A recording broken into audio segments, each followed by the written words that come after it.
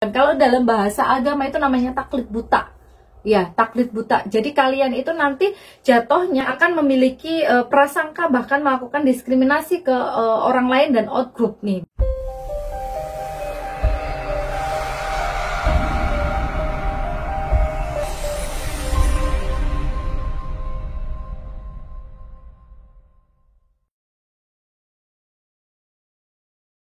Halo, bismillahirrahmanirrahim. Assalamualaikum warahmatullahi wabarakatuh. Alhamdulillah bertemu kembali dengan saya Destina Religia Mujahidah di channel Emak Bangsa.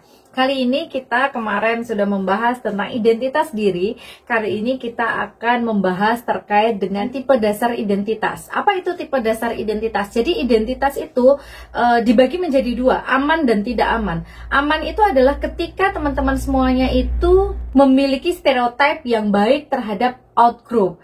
Jadi kalian tidak menilai outgroup itu sebagai sebuah ancaman. Itu adalah ketika aman ya. Jadi ketika teman-teman itu mengevaluasi outgroup itu paling tidak sama atau bahkan mungkin lebih baik daripada in-group kalian, itu akan cenderung tipe identitasnya itu aman. Dia nggak akan ada prasangka, dia tidak akan ada diskriminasi. Tetapi ketika dia itu mengevaluasi outgroup itu sebagai sesuatu yang tidak aman, dia itu akan cenderung menganggap bahwa outgroup itu adalah lawan. Outgroup itu adalah subordinat, lebih rendah daripada kelompoknya, daripada dia dan kelompoknya. Akhirnya dia akan mengevaluasi outgroup itu sebagai sebuah ancaman, tidak aman nih. Mereka yang mengevaluasi atau memiliki tipe identitas tidak aman itu akan cenderung menganggap bahwa in-group lah yang superordinat. Jadi in-group itu akan dievaluasi sangat positif oleh dirinya. Jadi out-group itu adalah segala-galanya. Itu adalah ketika identitas sosial dia itu lebih tinggi daripada identitas personal ya. Jadi dia akan mengevaluasi pokoknya semua yang dari kelompokku, semua yang dari in-groupku itu adalah benar, gak ada yang salah. Nah itu hati-hati deh teman-teman. Kalau dalam bahasa agama itu namanya taklid buta. Ya, taklid buta. Jadi kalian itu nanti jatuhnya akan memiliki prasangka, bahkan melakukan diskriminasi ke orang lain dan outgroup nih. Bisa aja kayak gitu. Kalau kalian itu tipe identitasnya tidak aman ini. Biasanya orang-orang yang memiliki tipe identitas tidak aman itu homogenitas di dalam kelompoknya itu relatif sangat besar. Jadi memang mereka sangat homogen. Mereka akan memiliki sedikit sekali perbedaan dengan in-groupnya. Jadi memang homogen semuanya. Kayak misal dari cara pandang, cara pengucapan, kemudian dari perilaku, bahkan dari penampilan.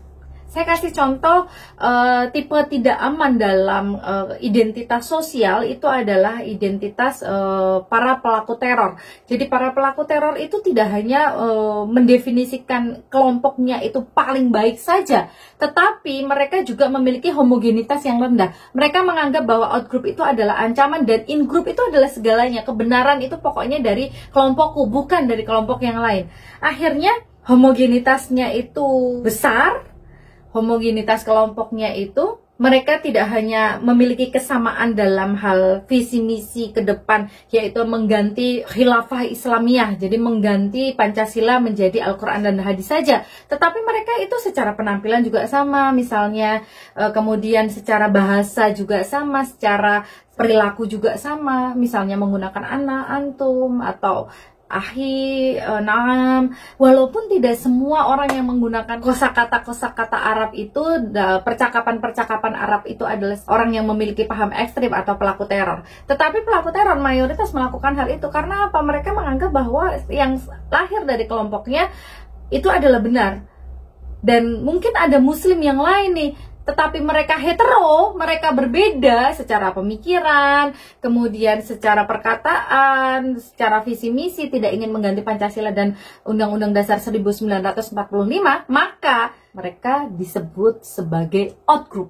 Dan akan terjadi bias yang memang cukup besar antara in-group dan outgroup. Mereka akan berprasangka negatif terus kepada outgroup. Berbeda halnya ketika kelompok itu mengevaluasi outgroup itu aman, relatif lebih aman dan lebih baik mungkin. Itu contohnya adalah misalnya toleransi dalam beragama, sifat inklusif. Jadi memang sebagian ya orang yang memiliki sifat inklusif, paham inklusivisme itu tidak hanya menganggap kelompok lain itu setara, ada yang menganggap oke, kamu lebih baik gitu.